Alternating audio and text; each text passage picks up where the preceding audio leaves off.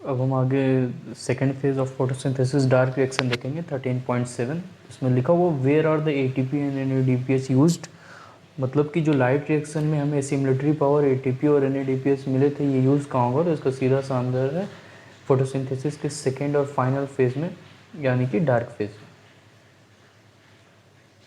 Dark phase में जाने से पहले एक इंपॉर्टेंट चीज़ देखते हैं। यहाँ पे हमने जो ये थैलाकोइड का वो डायग्राम है एटीपी सिंथेसिस कीमोस्मोसिस वाले में, इसमें यहाँ पे साइटोक्रोम B6F, जिसे कि हम प्रोटॉन पंप बोल रहे थे, इसके बारे में हमने पढ़ा था। जितनी बार ये इलेक्ट्रॉन एक्सेप्ट करता है उतनी बार स्ट्रोमा से एक प्रोटॉन को अंदर भेज देता है। याद रखना है, यहाँ जो इम्पोर्टेंट है, ये जो प्रोटॉन का ट्रांसफ़र हो रहा है प्रोटॉन ग्रेडियंट क्रिएट करने के लिए एक एक्टिव प्रोसेस है। यहाँ पे energy requiring ATP requiring process है, इसीलिए इस प्रोसेस को प्रोटॉन ग्रेडियंट के बनने की प्रोसेस को, या फिर प्रोटॉन स्ट्रोमा से जो ल्यूमेन में आ रहा है इसके प्रोटॉन पंप के थ्रू, ये एक एक्टिव प्रोसेस है, क्योंकि यहाँ पे एनर्जी की नीड होती है, एटीपी की नीड होती है, इस बात को याद रखना है। उसके अलावा जब प्रोटॉन ग्रेडियंट टूटता है जिसमें एटीपेज एंजाइम वापस से ल्यूमेन से प्रोटॉन को स्ट्रोमा में भेज रहा है, तो ये एक फैसिलिटेटेड डिफ्यूज़न प्रोसेस है। ये एक फैसिलिटेटेड डिफ्यूज़न प्रोसेस है। तो ये प्रोसेस पूछ सकता है फैसिलिटेटेड डिफ्यूज़न, डिफ्यूज़न के ही एडवांस वर्जन डिफ्यूज़न में होता है। जब भी कोई सब्सटेंस खुद के हाई कंसंट्रेशन से लो कंसंट्रेशन की तरफ मूव करता है तो उसे हम डिफ्यूज़न बोलते हैं। और अगर यही मूवमेंट, यही डिफ्यूज़न किसी मेम्ब्रेन या सेमी परमेबल मेम्ब्रेन के थ्रू होती है तो इसे हम फैसिलिटेटेड डिफ्यूज़न कहते हैं। जब कोई प्रोटीन या एंजाइम किसी चीज़ को मेम्ब्रेन के थ्रू पास कर रहा हो, डायरेक्ट मेम्ब्रेन ना पास कर रहा हो, तो उसे हम फैसिलिटेटेड डिफ्यूज़न बोलते हैं। और यहाँ पे प्रोटॉन को ल्यूमेन से बाहर पास करने में एटीपेज एंजाइम का इन्वॉल्वमेंट हो रहा है, इसीलिए इस फैसिलिटी के कारण और मेम्ब्रेन के पार होने के कारण हम इसे फैसिलिटेटेड डिफ्यूज़न बोल रहे हैं। तो यही चीज़ याद रखेंगे। इसके अलावा तीसरी चीज़ कीमोऑस्मोसिस। कीमोऑस्मोसिस हम पढ़ चुके हैं कि प्रोटॉन ग्रेडियंट का बनना और टूटना, इसे ही बोल रहे हैं, जिसमें एटीपी का फॉर्मेशन होता है एटीपी एंजाइम की तरफ। इसमें जो रिक्वायरमेंट है क्वेश्चन में आया हुआ है और आ भी सकता है, क्या क्या रिक्वायरमेंट है? तो एक मेम्ब्रेन, प्रोटॉन ग्रेडियंट हमेशा बनाने और तोड़ने के लिए एक मेम्ब्रेन, एक प्रोटॉन पंप, एक प्रोटॉन ग्रेडियंट और एटीपी सिंथेज एंजाइम की जरूरत होती है। तो ये क्वेश्चन पूछ सकता है, इसको दिमाग में रखेंगे। फर्दर हम आगे बढ़ते हैं डार्क रिएक्शन की तरफ। डार्क रिएक्शन फोटोसिंथेसिस का फाइनल या सेकेंड फेज है, जिसे हम बायोकेमिकल फेज भी बोलते हैं, क्योंकि इसमें ऑर्गेनिक सब्सटेंस ग्लूकोज का फॉर्मेशन हो रहा है। उसके अलावा इसे सेकेंड फेज बोल रहे हैं, फोटोसिंथेसिस का फाइनल फेज भी बोलते हैं। और मेल्विन कैल्विन साइंटिस्ट जिन्होंने पूरी प्रोसेस को बताया था, उनके नाम पे कैल्विन साइकिल, और इसे C3 साइकिल भी बोलते हैं। और C3 साइकिल क्यों बोलते हैं, ये भी खुद में एक क्वेश्चन है, क्योंकि एक्चुअल में डार्क रिएक्शन एक सीरीज ऑफ रिएक्शन है, और इसमें जो पहला स्टेबल कंपाउंड बनेगा, जो फर्स्ट स्टेबल कंपाउंड बनता है इस पूरी रिएक्शन में, फर्स्ट स्टेबल कंपाउंड जो बनता है वो 3 कार्बन का होता है। आगे हम देखेंगे फॉस्फोग्लिसरिक एसिड को बोलने, वो 3 कार्बन का हो रहा है। तो बस इसी कारण फर्स्ट स्टेबल कंपाउंड इस रिएक्शन में 3 कार्बन का है। ये सीरीज ऑफ रिएक्शन है, डार्क रिएक्शन एक सीरीज ऑफ रिएक्शन है जिसमें पहला स्टेबल कंपाउंड 3 कार्बन का है, इसीलिए इसे C3 साइकिल भी बोलते हैं। और हमने बताया था ये पहले ही कि डार्क रिएक्शन बाकी तो मेम्ब्रेन में होते हैं, लाइट रिएक्शन थैलाकोइड के मेम्ब्रेन और लेमन में होता है, डार्क रिएक्शन क्लोरोप्लास्ट के स्ट्रोमा में होता है। यानी कि वहाँ से एटीपी और एनएडीपीएच बन करके स्ट्रोमा में रिलीज़ किया जाता है। एटीपी और एनएडीपीएच एसिमिलेटरी पावर स्ट्रोमा में रिलीज़ किया जाता है, जहाँ पे फर्दर इसका यूज़ करके हमारी आगे की रिएक्शन या फिर डार्क रिएक्शन आगे बढ़ती है। अब जो मेन इंपॉर्टेंट बातें याद रखनी है कि डार्क रिएक्शन के टोटल 3 स्टेप होते हैं। डार्क रिएक्शन या कैल्विन साइकिल या C3 साइकिल के टोटल 3 स्टेप हैं। तीनों स्टेप याद रखने हैं हमें, कार्बोक्सिलेशन, रिडक्शन और रीजनरेशन। डार्क रिएक्शन के 3 स्टेप हैं, ये पूरी रिएक्शन 3 स्टेप में कंप्लीट होती है। कार्बोक्सिलेशन, रिडक्शन और रीजनरेशन। इंपॉर्टेंट ये है कि याद रखना, कार्बोक्सिलेशन में ही हमें फर्स्ट स्टेबल कंपाउंड, पहले स्टेप में ही हमें फर्स्ट स्टेबल कंपाउंड 3-PGA या 3-फॉस्फोग्लिसरिक एसिड मिल जाती है। दूसरे स्टेप में हमें हमारा फाइनल प्रोडक्ट ग्लूकोज मिल जाता है। और तीसरे स्टेप रीजनरेशन में हमें RUBP मिलता है। इसे हम देखते हैं कि इसका रोल क्या है, और यही चीज़ें याद रखनी। इसके अलावा ये याद रखना कि अभी जो हमने बोला था, हमें ATP और NADPH एसिमिलेटरी पावर जो कि हमें लाइट रिएक्शन से मिला था उसका मेन यूज डार्क रिएक्शन में है, तो याद रखना है जो इसकी दूसरे स्टेप है, सेकेंड स्टेप है रिडक्शन, इसमें हमें 2 ATP एंड 2 NADPH का यूज़ करना होता है। प्लांट 2 ATP और 2 NADPH का यूज़ करता है, और जो तीसरे स्टेप है, लास्ट स्टेप है इसका, इसमें टोटल 1 ATP का यूज़ होता है।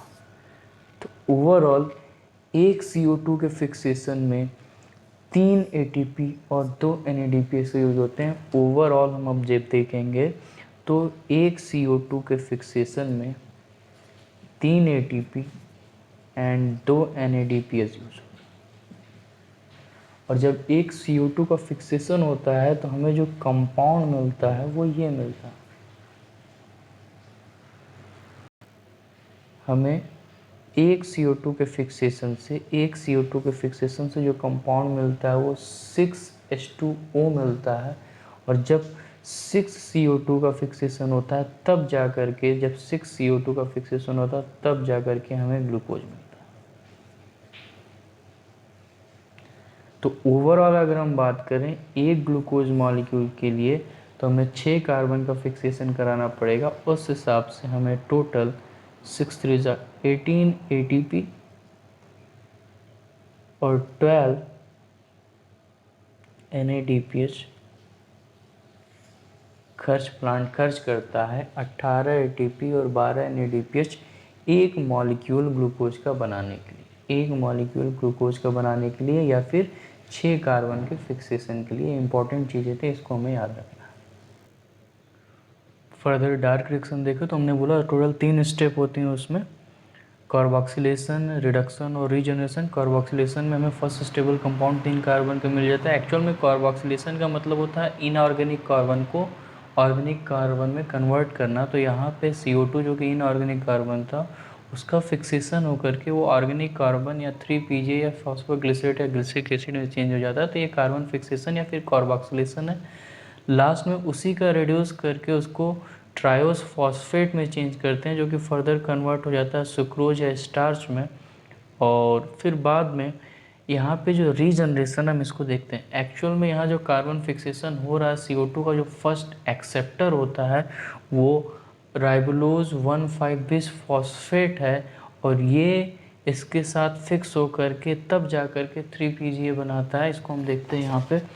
जब ये फर्दर स्ट्रोमा में ATP NADPH आ जाता है तो वहाँ पे RUBP राइबोलोज बिस फॉस्फेट पहले से ही, राइबोलोज 1,5-बिस फॉस्फेट ये कंपाउंड पहले से ही, ये केमिकल सब्सटेंस पहले से ही सेल में प्रेजेंट होता है, जिसका फॉर्मेशन सेल खुद करती है।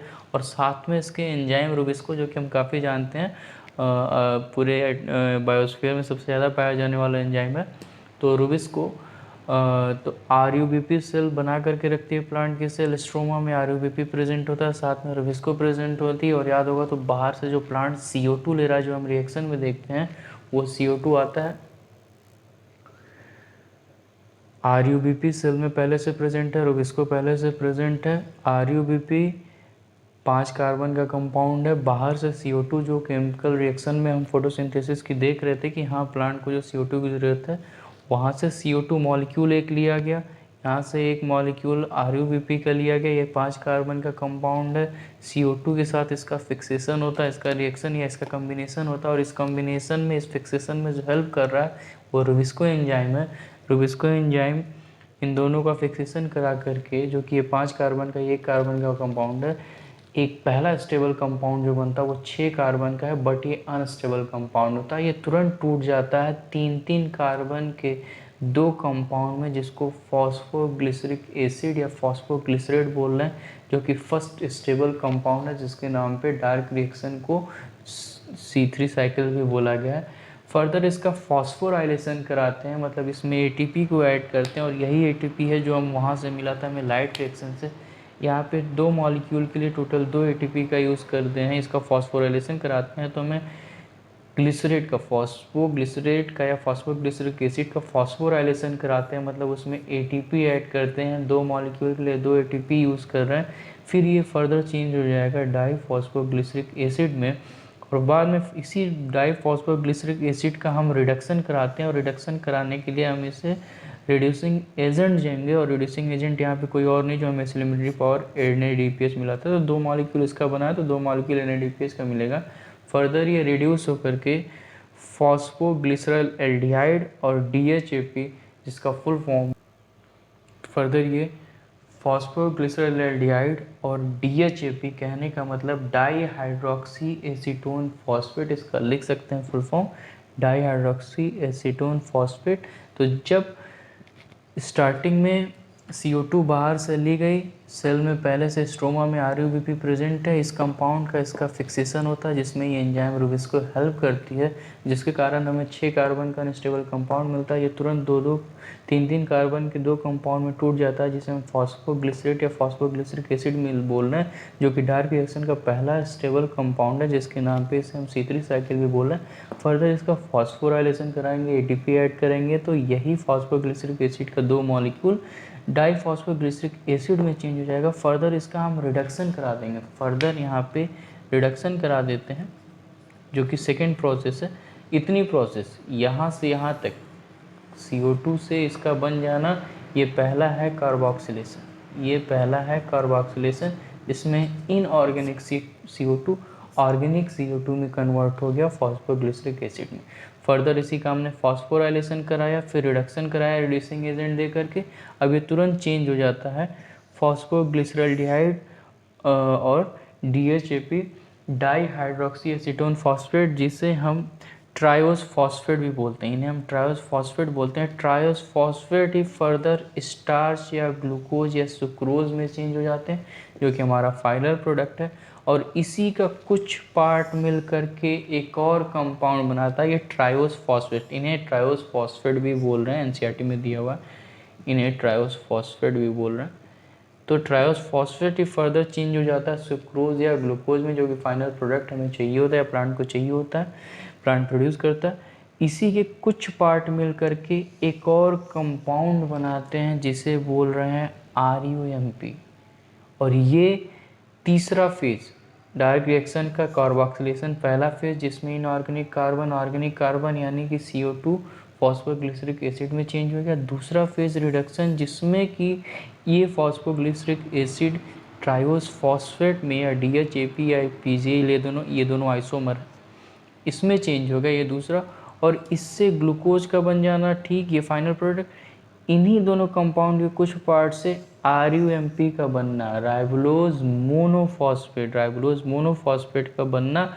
और फिर इसी राइबोलोज मोनोफॉस्फेट में मोनोफॉस्फेट एक फॉस्फेट ग्रुप है, एक और ATP देंगे तो इसका फॉस्फेट ग्रुप इसमें जुड़ करके राइबोलोज मोनोफॉस्फेट राइबोलोज बिसफॉस्फेट में कन्वर्ट हो जाएगा, जो कि फर्दर CO2 के साथ फिक्स रिएक्शन कर करके ये रिएक्शन को लगातार चलाता रहेगा। तो यहाँ पे RUMP और RUBP का फिर से बन जाना ही रीजनरेशन, यहाँ RUBP यूज़ होता है, बट यहाँ पे फिर से RUMP में हम जब ATP दे देते हैं, फॉस्फेट ग्रुप दे देते हैं, तो फिर से वो मोनोफॉस्फेट से बाईफॉस्फेट में चेंज होकर के RUBP वापस से आ गया, ताकि ये फर्दर तैयार है, फर्दर CO2 आए तो एक्सेप्ट करके ये मैकेनिज्म चलाने के लिए। इसको रीजनरेशन बोल रहे हैं, जो कि तीसरी और लास्ट मैकेनिज्म थी इसमें। और हम यहाँ पे ATP का यूज़ देख सकते हैं, 2 ATP हमने यहाँ यूज़ किया था इसके फॉस्फोराइलेशन के लिए, और इन्हीं के 2 मॉलिक्यूल को रिड्यूस कराने के लिए 2 NADPH, और तीसरा ATP हमने यहाँ। तो टोटल एक CO2 के फिक्सेशन में हमने 3 ATP इस्तेमाल कर लिया, प्लांट ने 3 ATP इस्तेमाल कर लिया और 2 NADPH। और एक ग्लूकोज मॉलिक्यूल बनाने के लिए डायग्राम आप देख सकते हैं, इसको स्क्रीनशॉट ले सकते हैं। एक ग्लूकोज मॉलिक्यूल बनाने के लिए हमें टोटल 6 CO2 का फिक्सेशन कराना, क्योंकि एक CO2 का फिक्सेशन कराएंगे तो हमें ये मिलेगा, और जब 6 CO2 का फिक्सेशन कराएंगे तब जा कर के हमें एक ग्लूकोज मॉलिक्यूल, और एक CO2 के फिक्सेशन में टोटल 3 ATP 2 NADPH खर्च हो रहा। तो 6 CO2 या एक ग्लूकोज मॉलिक्यूल बनाने के लिए टोटल 6 CO2 का फिक्सेशन करेंगे तो 18 ATP और 2 NADPH था तो 6 CO2 का फिक्सेशन कर रहे हैं तो 12 NADPH। और टोटल 6 टर्न चलानी होती है, C3 साइकिल की टोटल 6 टर्न चलानी होती है ताकि 6 CO2 का फिक्सेशन हो सके, जिससे हमें एक ग्लूकोज मॉलिक्यूल मिल सके। 6 टर्न, ये चीज़ें याद रखें। अब हम C4 पैथवे देखेंगे। C4 पैथवे के साइंटिस्ट के नाम पे हैच एंड स्लैग पैथवे बोलते हैं। C4 पैथवे जो है, हैच एंड स्लैग पैथवे जो है, ये कुछ ट्रॉपिकल रीजन के प्लांट में होते हैं, जैसे कि सिंपल एग्जांपल शुगर केन, मेज और सॉर्गम है। इसको हम देखने से पहले C4 पैथवे क्या है, इसको डबल कार्बन फिक्सेशन भी बोलते हैं। एक तरह की एडॉप्टेशन है, ये बेनिफिशियल एडॉप्टेशन है। उसके पहले हम थोड़ा सा फोटो रेस्पिरेशन देख लेते हैं। तो फोटो रेस्पिरेशन एक वेस्टफुल प्रोसेस है। फोटो रेस्पिरेशन एक वेस्टफुल प्रोसेस है जिसमें ना तो ATP बनती है ना तो NADPH। वेस्टफुल इसीलिए कहा भी जा रहा है क्योंकि ना तो इसमें ATP बनती है ना तो NADPH बनती है, ना ही तो ग्लूकोज बनता है, या ऐसा कुछ भी नहीं बनता। ये फोटो रेस्पिरेशन एक वेस्टफुल प्रोसेस है जिसमें ना तो ATP बनती है ना तो NADPH बनता है ना तो ग्लूकोज बनता है। बल्कि इसमें वेस्टफुल इसलिए भी बोल रहे हैं क्योंकि ये चीज़ें नहीं बनती हैं, जबकि इसमें ATP का लॉस होता है, ATP का लॉस होता है, और ATP के साथ साथ 25% जो CO2 फिक्स होने वाला होता है इसका भी लॉस होता है। तो ना तो ATP बना, ना तो NADPH बना, ना तो ग्लूकोज। इसके अलावा ATP खर्च हो रही है और 25% जो CO2 ले रहा है प्लांट फिक्सेशन के लिए, ये भी खर्च हो जा रही है, लॉस हो जा रहा है। इसीलिए इसे वेस्टफुल प्रोसेस बोलते हैं। देखते हैं कि ये होता क्यों है। जब हमने देखा था मेनली CO2 का फिक्सेशन होता है, जब हम देख रहे थे तो RUBP का फिक्सेशन CO2 से होता है, तब जा कर के हमें ग्लूकोज मिलता है। RUBP का फिक्सेशन CO2 से होता है, तब हमें ग्लूकोज मिलता है। और ये फिक्सेशन कराने वाली एंजाइम का नाम रुबिस्को है, जिसका फुल फॉर्म होता है राइबोलोज बेस फॉस्फेट कार्बोक्सिलेज,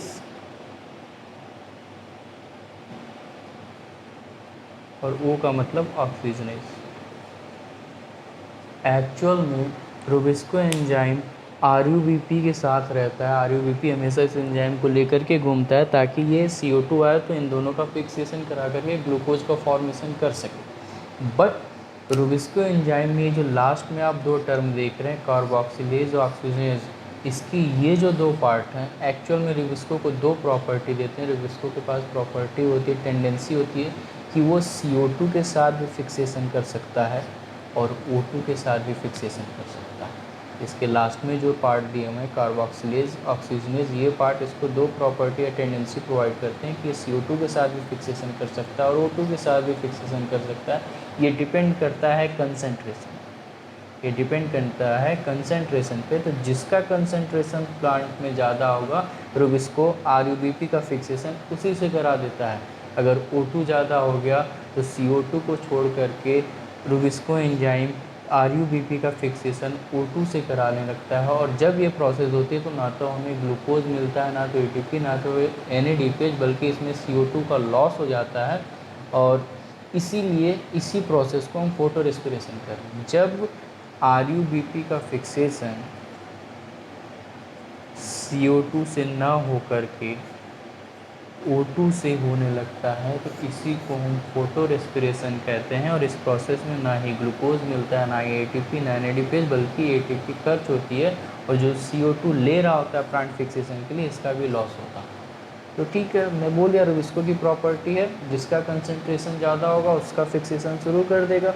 और अगर प्लांट में CO2 का कंसंट्रेशन कम हो गया, O2 का कंसंट्रेशन ज़्यादा हो गया, तो रुबिस्को तुरंत फिक्सेशन RUBP का O2 से कराएगा। और इसी प्रोसेस को फोटो रेस्पिरेशन करें, जो कि एक वेस्टफुल प्रोसेस है प्लांट के लिए। ये बहुत ही हार्मफुल प्रोसेस बोली जाती है। और मेनली C3 प्लांट में, जिस प्लांट में फोटो रेस्पिरेशन नहीं हो रही हो, उसी में C4 पैथवे या फिर C4 साइकिल देखने को मिलते हैं। या फिर ऐसे कह सकते हैं C4 plant, C3 plant. C4 plant वो प्लांट होता है जो खुद को एडॉप्ट कर लेता है कुछ इस तरीके से ताकि उसमें फोटो रेस्पिरेशन ना हो सके, एक वेस्टफुल प्रोसेस ना हो सके। इसीलिए इसे बेनिफिशियल एडॉप्टेशन भी बोलते हैं। और सिंपल सी बात है, हमने बोला फोटो रेस्पिरेशन कब होगी, जब O2 का कंसंट्रेशन ज़्यादा हो जाएगा और CO2 का कंसंट्रेशन कम। तो C4 प्लांट में कुछ ऐसी एनाटॉमी होती है, कुछ ऐसी प्रॉपर्टी होती है कि वो कभी भी O2 का कंसंट्रेशन ज़्यादा नहीं होने देता है, हमेशा इसका कंसंट्रेशन कम रखता है, और CO2 का हमेशा कंसंट्रेशन ज़्यादा रखता है, जिसके कारण कभी भी रुबिस्को का फिक्सेशन O2 से नहीं होगा, यानी कभी भी फोटो रेस्पिरेशन नहीं होगा। इसीलिए वो ज़्यादा बेनिफिशियल हो जाते हैं, एडवांस हो जाते हैं C3 प्लांट्स। तो हम C4 प्लांट अब देखते क्या है। फोटो रेस्पिरेशन से रिलेटेड एक बात, बहुत डिटेल में हम नहीं जाएंगे, हमने बोल दिया जब रुबिस्को एंजाइम O2 से फिक्सेशन कराने लगता है तो उसे फोटो रेस्पिरेशन कहते हैं। वेस्टफुल प्रोसेस है, जब भी CO2 कंसंट्रेशन कम हो जाए, O2 कंसंट्रेशन ज़्यादा हो जाए, तो RUBP का फिक्सेशन रुबिस्को एंजाइम O2 से कराता है और उसी को फोटो रेस्पिरेशन करें। उसमें ना ATP बनती है, ना ADPase बनता है, ना ग्लूकोज बनता है, बल्कि ATP का लॉस होता है, इसलिए वेस्टफुल प्रोसेस है। और अगर आप या प्लांट चाहता है कि फोटो रेस्पिरेशन ना हो तो CO2 का कंसंट्रेशन हमेशा हाई रखे और O2 को लो रखे, इसी को C4 पैथवे या C4 प्लांट बोल रहे हैं। एक चीज़ और याद रखनी, फोटो रेस्पिरेशन की पूरी प्रोसेस टोटल 3 ऑर्गेनल्स में होती है। ऑर्गेनल्स के नाम पूछ सकता है, तो बस ये नाम याद रखेंगे, क्लोरोप्लास्ट, पेरोक्सिसोम्स और माइटोकॉन्ड्रिया। फोटो रेस्पिरेशन में ये तीनों ऑर्गेनल्स यूज़ होते हैं, इस्तेमाल होते हैं, इनके नाम आपको याद रखने चाहिए। तो C4 pathway double carbon fixation बोलते हैं, इसी को साइंटिस्ट के नाम पे हैच एंड स्लैग पैथवे भी बोलते हैं। इसमें फोटो रेस्पिरेशन जो कि वेस्टफुल प्रोसेस थी वो एब्सेंट होती है। ये एडवांस होते हैं C3 प्लांट से। और एक्चुअल में इम्पॉर्टेंट पॉइंट ये है कि C4 पैथवे प्लांट की एक एडाप्टेशन होती है to the dry tropical region. Dry tropical region में पाए जाने वाले प्लांट की एडाप्टेशन है, खुद को सर्वाइव करने के लिए वो C3 से C4 पैथवे के लिए चले जाते हैं। एक्चुअल में C4 इसलिए बोल रहे हैं क्योंकि इस डबल कार्बन फिक्सेशन में जो पहला स्टेबल कंपाउंड बनेगा वो 4 कार्बन का होगा। और इसके मोस्ट कॉमन एग्जांपल जो बार बार आते हैं, याद रखेंगे, शुगर केन, मेज, सोरगम और एमरेंथस। और हमने बोला कि सबसे बड़ी प्रॉपर्टी इसकी ये है, ये एडवांस इसलिए हो जाता है क्योंकि इसमें फ़ोटो रेस्पिरेशन नहीं होता है। फ़ोटो रेस्पिरेशन नहीं होता तो सीधा इसका रीज़न डाल दीजिए, इसके पीछे इसके एक ख़ास एनाटॉमी वजह बनती है। इसमें फ़ोटो रेस्पिरेशन ना होने की ख़ास वजह बनती है इसकी एक स्पेशल एनाटॉमी, जिसे क्रेंज एनाटॉमी बोलते हैं, जिसे क्रेंज एनाटॉमी बोलते हैं। क्रेंज का मतलब बंडल या सर्कल होता है। आगे हम देखते हैं क्रेंज एनाटॉमी क्या है। और क्रेंज एनाटॉमी कुछ नहीं करती, हमने बोला फोटो रेस्पिरेशन होगी ही तब जब CO2 कम हो और O2 ज़्यादा। बट क्रेंज एनाटॉमी क्या करती है कि प्लांट में हमेशा O2 के लेवल को कम रखती है और CO2 के लेवल को ज़्यादा रखेगी। और CO2 कंसंट्रेशन अगर ज़्यादा है तो हमेशा फिक्सेशन CO2 से होगा और O2 से फिक्सेशन नहीं होगा, यानी फोटो रेस्पिरेशन नहीं होगा। तो इसको एडवांस बनाने के पीछे क्रेंज एनाटॉमी स्पेशल एनाटॉमी है, क्योंकि हमेशा CO2 के कंसंट्रेशन को हाई रखती है। हमने बोला C4 प्लांट एडवांस इसलिए हो जाता है क्योंकि इसमें फोटो रेस्पिरेशन नहीं होती है। और फोटो रेस्पिरेशन इसलिए नहीं होती है क्योंकि इसमें क्रेंज एनाटॉमी पाई जाती है। और क्रेंज का मतलब होता है रिंग लाइक या फिर सर्कुलर या रिंग लाइक। क्रेंज एनाटॉमी का मतलब हो गया सर्कुलर या फिर रिंग लाइक। और यहाँ पे जो इसमें सेल ऑर्गेनल्स इन्वॉल्व हो रहे हैं वो बंडल टाइप ऑफ सेल जो इन्वॉल्व हो रही है, बंडल सीड सेल और मेसोफिल सेल। एक्चुअल में इसमें जो वेस्कुलर बंडल जाइलम और फ्लोएम है, ये बीच में जो है vascular bundle xylem and phloem है।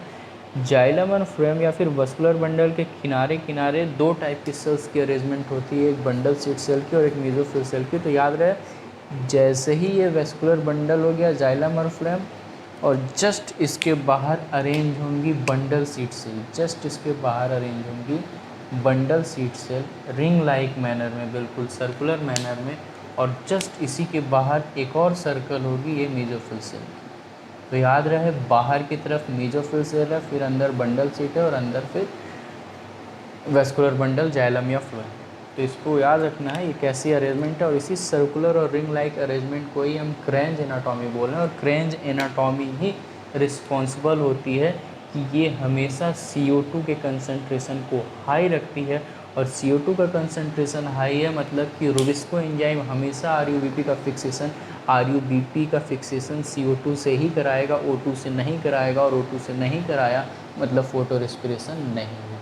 तो क्रेन्ज एनाटॉमी में जो 2 सेल इन्वॉल्व हो रहे हैं, bundle sheath cell, mesophyll cell, याद रहे वेस्कुलर बंडल या जाइलम फ्लोएम के जस्ट बाहर वाली बंडल सीट सेल होगी और सबसे बाहर वाली मेसोफिल सेल होगी। ये सर्कुलर मैनर में, रिंग लाइक मैनर में अरेंज है, और इसी रिंग लाइक सर्कुलर मैनर में जो ये अरेंज है बंडल सीट सेल और मेसोफिल सेल, इसी को क्रेन्ज एनाटॉमी बोल रहे हैं।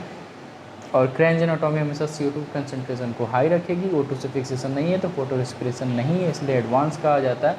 ये याद रखना, बंडल सीट सेल हमेशा अंदर और बाहर की तरफ मेसोफिल सेल।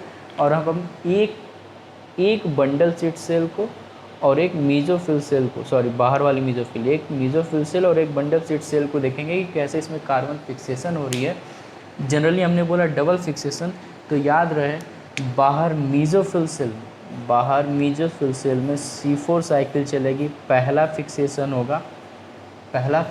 होगा, और बंडल सीट सेल में C3 साइकिल चलेगी या फिर सेकेंड फिक्सेशन, इसीलिए इसे डबल फिक्सेशन भी बोल रहे हैं। तो सबसे पहले मेसोफिल सेल में C4 साइकिल चलेगी, पहली फिक्सेशन, फिर जो कंपाउंड बनेगा वो बंडल सीट सेल में अंदर जाएगा, अंदर की तरफ, और वहाँ पे सेकेंड फिक्सेशन होगा, इसे C3 साइकिल बोल रहे हैं, और इसीलिए इसे डबल फिक्सेशन भी बोलते हैं। तो हम देख लेते हैं इसमें क्या होगा। तो हमने देखा लीफ में ये जाइलम फ्लोएम है जिसको वेस्कुलर बंडल बोल रहे हैं। जस्ट इसके बाहर रिंग लाइक मैनर में जो सेल होगी वो बंडल सीट सेल होगी, और बंडल सीट सेल के बाहर जो रिंग लाइक मैनर में सर्कुलर मैनर में सेल होगी वो मेसोफिल सेल होगी। बाहर पहले C4 चलेगा, फिर अंदर कंपाउंड जाएगा, जो भी प्रोडक्ट बनेगा वो C3 चलेगी, और लास्ट में देखते हैं क्या है। इसके लिए हम NCERT का यूज़ करते हैं। तो सबसे पहले हम ये देख रहे हैं यहाँ जो बाहर की तरफ है मेसोफिल सेल, इसमें से कोई भी एक बाहर वाली सेल उठा लीजिए, ये मेसोफिल सेल है, ये पहली हो गई जिसमें पहला फिक्सेशन होगा, और फिर जस्ट उसके बाद अंदर की तरफ कंपाउंड जाएगा, यानी कि अंदर की तरफ आ रहा है दूसरी फिक्सेशन बंडल सीट सेल में। पहला मेसोफिल सेल जिसमें पहला होगा ये बाहर का है, यहाँ पे पहली फिक्सेशन होगी, C4 साइकिल चलेगी, और जस्ट इसके अंदर जो कंपाउंड आएगा फिर यहाँ C3 चलेगी। तो देख लेते हैं इसमें क्या चीज़ें। बाहर एटमॉस्फेयर से CO2 लिया गया, आपको ये अरेंजमेंट याद होनी चाहिए। ये जाइलम एंड फ्लोएम, ये बंडल सीट सेल, और जस्ट बाहर मेसोफिल सेल, इसको स्क्वायर से रिप्रेजेंट कर देते हैं।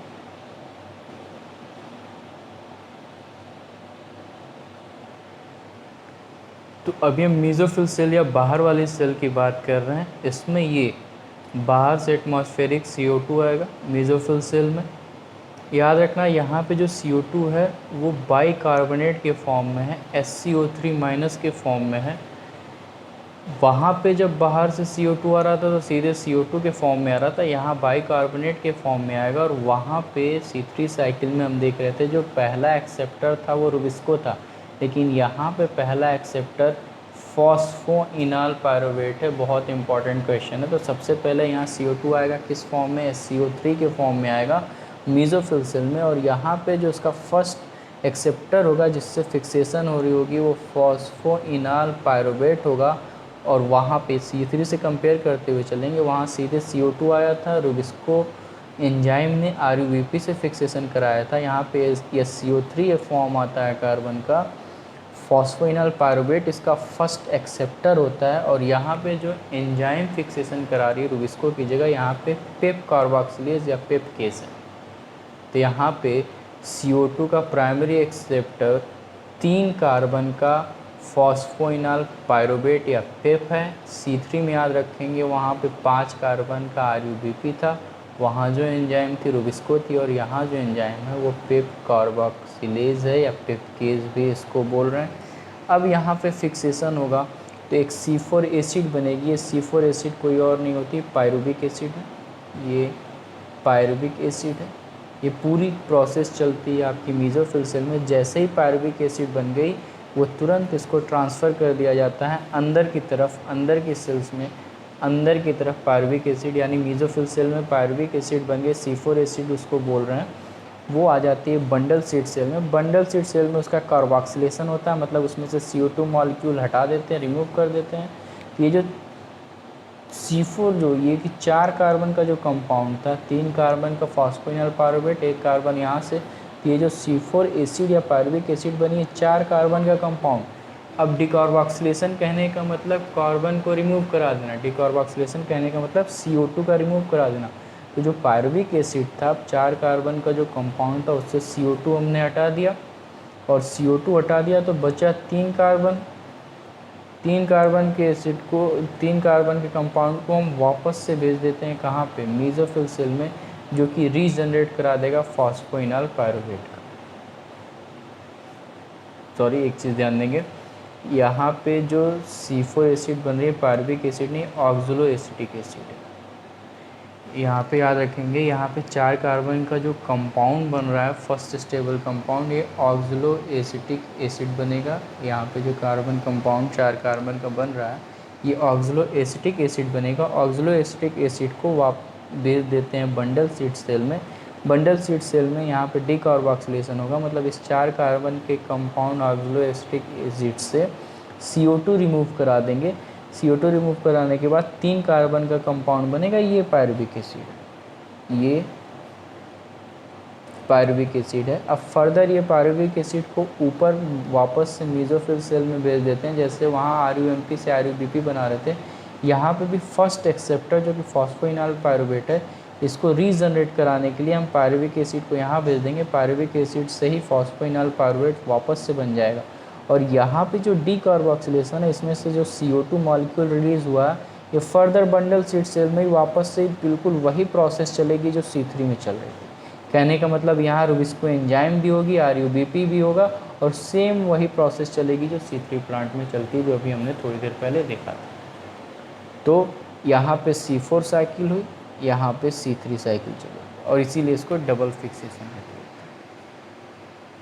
हैं। एक बार फिर से देखेंगे, क्रेंज एनाटॉमी, रिंग लाइक स्ट्रक्चर, बाहर मीजोफिल सेल है, तो C4 प्लांट में मीजोफिल सेल में जो कार्बन होता है एटमॉस्फेरिक कार्बन, वो SCO3 के फॉर्म में आता है, और यहाँ फर्स्ट एक्सेप्ट करने वाला कंपाउंड 3 कार्बन का कंपाउंड है फॉस्फोइनल पायरुवेट। ये दोनों का फिक्सेशन होता है, और इस फिक्सेशन में जो हेल्प करती है एंजाइम वो पेप्केज या पेप कार्बोक्सिलेज है।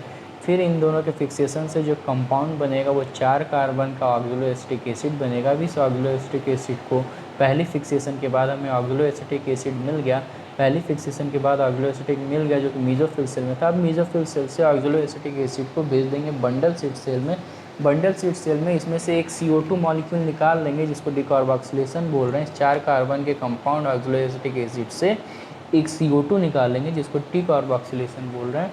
फर्दर इसी CO2 को हम यहाँ पे रुबिस्को एंजाइम और RUBP प्रेजेंट होता है, जिसमें C3 चलेगी, और C3 में वही कुछ होगा जो पहले देख रहे थे, ग्लूकोज का फॉर्मेशन, ये सारी चीज़ें। बचा 3 कार्बन का कंपाउंड पायरुविक एसिड, इसको वापस से भेज देते हैं कहाँ पे, मीजोफिल सेल में, जहाँ पे फॉस्फोइनल पायरुवेट फिर से बनाया जा सके। इसी को रीजनरेशन बोलें, ताकि ये फिर से इसको एक्सेप्ट करके प्रोसेस पूरी चलती रहे, यही C4 साइकिल। अब बाकी नेक्स्ट लेक्चर में हम लोग नेक्स्ट चैप्टर देखेंगे। इसमें बहुत सारे पॉइंट ऐसे भी हैं जो छूट गए हैं, तो आपको परेशान बिल्कुल भी नहीं आना। आप कमेंट में या फिर नंबर व्हाट्सएप के थ्रू जो पॉइंट आपको नहीं समझ में आया है इस चैप्टर से या किसी भी चैप्टर से, आप कमेंट में बता सकते हैं कि हाँ सर ये दोबारा से बता दीजिए, ये चीज़ें कन्फ्यूजिंग है, या फिर NCERT की कोई भी लाइन किसी भी चैप्टर से या इस चैप्टर से, बाकी लेक्चर भी आगे आते रहेंगे, तो इस चैप्टर से किसी भी चैप्टर से NCERT की कोई भी अगर लाइन आपको समझ में नहीं आती तो आप व्हाट्सअप कर सकते हैं या कमेंट में भी बता सकते हैं। कोई मैकेनिज्म ऐसे जो छूट गई हो तो आप बता सकते हैं। कोई भी चीज़ रटने की या ज़रूरत नहीं है, समझने की कोशिश करिए। जो चीज़ें नहीं आ रही आप कमेंट में बताइए या व्हाट्सअप करके बताइए, उसका फिर से आपको सोल्यूशन दे दिया जाएगा।